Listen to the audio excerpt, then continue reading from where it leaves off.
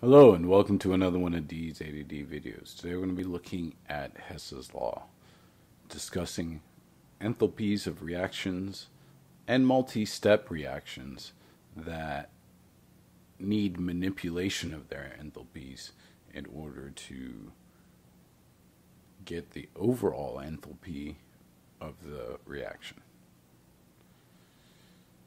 So, what do I need to do? What do I need to discuss? What do I need to know in order to be proficient in discussing enthalpy? What is enthalpy? Well, when we start talking about heat at constant volume, then heat is referred to as the enthalpy. If you remember, the internal energy of any system is the heat plus the work. And work can be defined in one of two ways. In physics, you probably learned that work was force applied over a distance.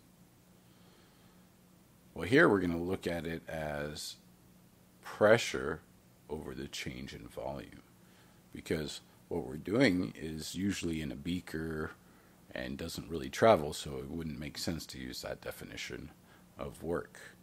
There's no distance traveled. But the volume usually does change and as a result exerts some pressure. So if you have it in some sort of enclosed container that allows the volume to change, then you can calculate work knowing the pressure. But what happens when the volume becomes constant? What do we do then? Well, at that point we have, this is just the work formula plugged in, right? And at that point we have constant volume, no change in volume. If it's constant volume, what we're saying here is that V1 will equal V2, or VF will equal V initial at constant volume. So when you do the change in volume, change is always, delta is always final minus initial. So if we do VF minus VI, what will that equal? That equals 0. If that equals 0, well, what happens to that whole work term? Work goes to 0. So all we're left with is heat. And at constant volume, we refer to this heat as enthalpy.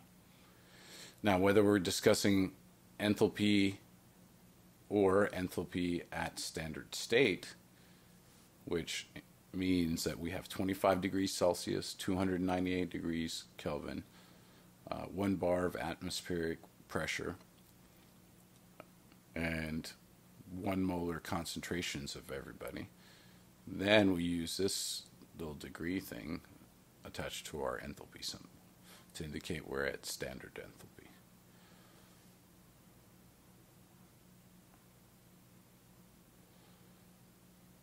So, if I wanted the change of either standard enthalpy or regular enthalpy, I would just do the products minus the reactants.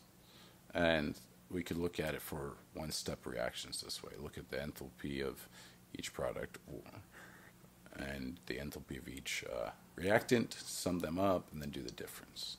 Now, what happens if we have multi-step reactions? Well, that's when Hess's law comes into play.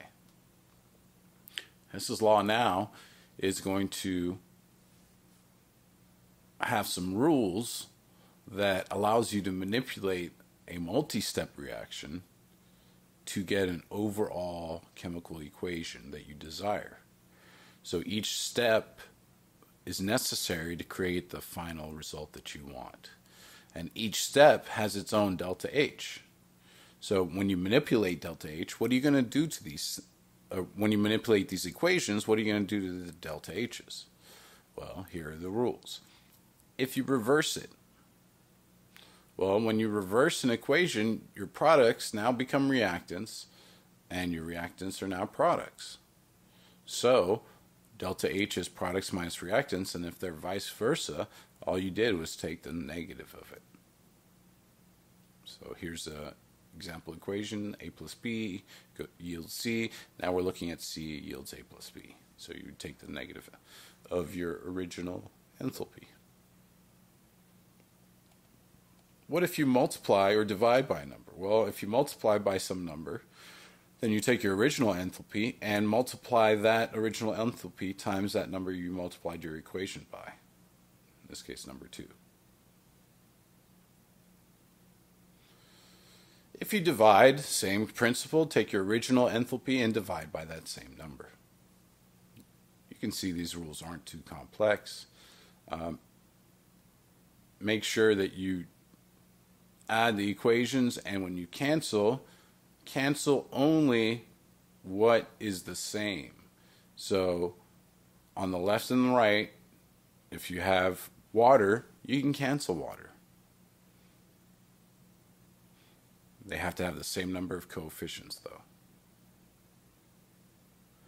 Enthalpy is a state function, so therefore the water solid has to cancel only with water solid. You can't cancel water solid with water liquid. Okay? And enthalpy is always also extensive. Depending on how much amount we have present of your sample, then it'll dictate how much heat is going to be given off. So extensive properties are dependent on amount present. So check out the example video.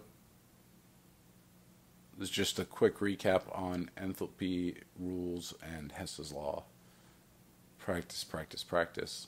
Thank you and have a nice day.